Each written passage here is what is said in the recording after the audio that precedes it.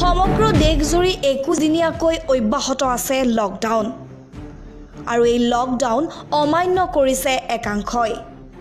এই দৃশ্য হৈছে দৰং জিলাৰ ডোমপাৰা বৰুৱাঝাৰ চকত।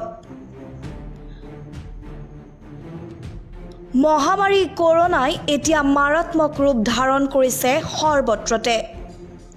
কৰোনা মহামাৰীৰ পৰা দেশৰ জনসাধাৰণক বচোৱাৰ স্বাৰ্থত ঘোষণা কৰা লকডাউন ব্যৱস্থাক এতিয়া ভেঙুচালি কৰিছে একাংশই। কেন্দ্ৰীয় চৰকাৰ তথা ৰাজ্য চৰকাৰৰ পৰা সজাগতামূলক বাতৰি সম্প্ৰচাৰ হোৱাৰ পিছতো টলাব পৰা নাই এই সকল লোকক। সমগ্ৰ দেশতে কৰোনা ভাইৰাছৰ পৰা ৰক্ষা পোৱাৰ নিমিত্তে চৰকাৰে ঘোষণা কৰা লকডাউন তথা নিজকে ঘৰতে আবদ্ধ কৰি ৰখা প্ৰক্ৰিয়া এক প্ৰকাৰ ভেঙুচালি কৰিছে একাংশ ৰাইজে। এই দৃশ্যলৈ মন কৰক। এয়া হৈছে দৰং জিলাৰ দলগাঁও আৰক্ষী থানাৰ অন্তৰ্গত ডোমপাৰা বৰুৱাঝাৰ চকৰ।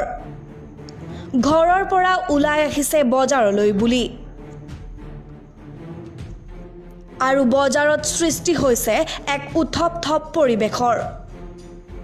কিন্তু অতি পৰিতাপৰ বিষয় যে এই সকল লোকে অনবৰতে বজাৰখন জুম বান্ধি থকা পৰিলক্ষিত হৈছে। দলগাঁৱৰ পৰা আছৰানুল হকৰ ৰিপৰ্ট, টাইমছ মিডিয়া 24।